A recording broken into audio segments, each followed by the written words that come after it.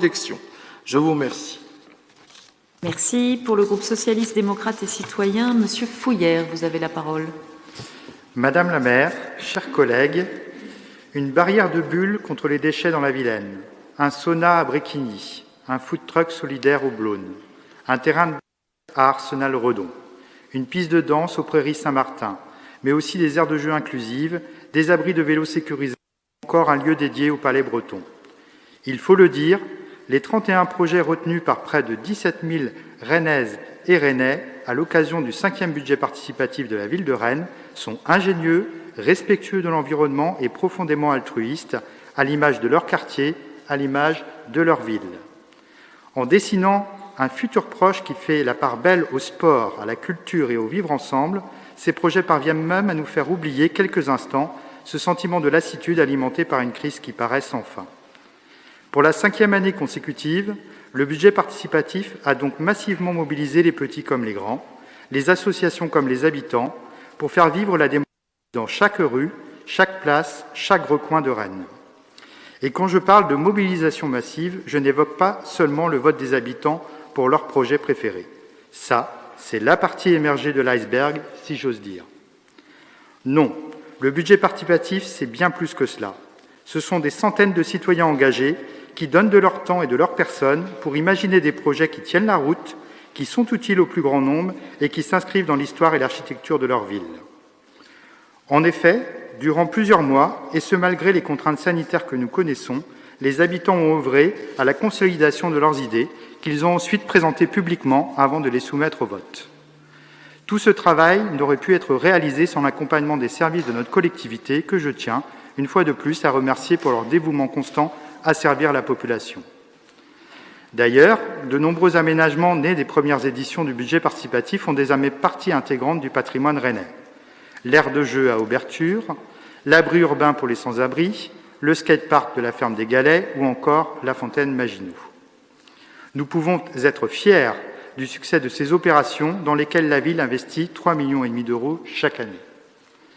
Car rappelons qu'en 2016, alors que Rennes venait d'organiser ses assises de la démocratie locale, de nombreuses voix s'étaient opposées à ce qu'une partie du budget de la ville finance des initiatives citoyennes. Alors, comme à son habitude, Rennes a débattu, Rennes a écouté, et de cette réflexion collective, Rennes en est sortie grandie. Et là encore, Rennes a fait figure de pionnière. Favoriser un dialogue où chaque opinion, qu'elle émane d'un élu, d'un habitant ou d'un expert, est considérée à égalité, c'est ce qui a contribué au large succès de la mission 5G. Et pour que cet élan démocratique perdure, Madame la maire a annoncé ici, même le mois dernier, qu'un conseil du numérique responsable, composé de citoyens, d'associations, de professionnels et de représentants de l'État, assurerait le suivi des 54 préconisations émises par la mission. Nous avons donc appliqué cette méthode de travail à une multitude de sujets à l'occasion d'un grand printemps de la concertation. Car Madame la maire l'a récemment rappelé, la participation des citoyens à la vie de la cité est l'un des fils rouges de notre mandat et malgré la crise, notre démocratie locale n'est pas confinée. La semaine dernière, les Rennaises et les Rennais ont donc été invités à participer à des ateliers sur la sécurité et la tranquillité publique. Les avis exprimés à cette occasion alimenteront un livre blanc, sorte de feuille de route de la ville et de ses partenaires en la matière. Depuis le 24 mars, les habitants sont aussi conviés à définir la nouvelle charte de la démocratie locale.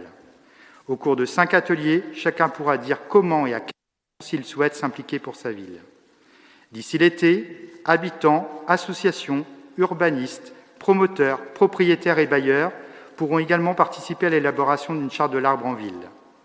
Une préoccupation apparue lors de la grande consultation Rennes 2030, à la suite de laquelle la ville s'est engagée à planter 30 000 arbres d'ici la fin du mandat.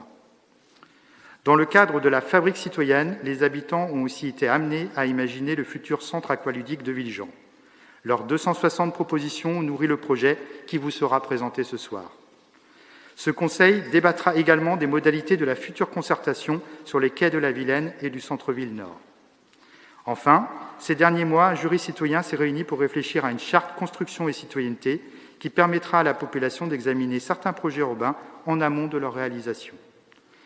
Derrière la multiplication de ces jurys, concertations, votes et autres ateliers, Notre objectif n'est pas de faire de l'affichage ou de la communication.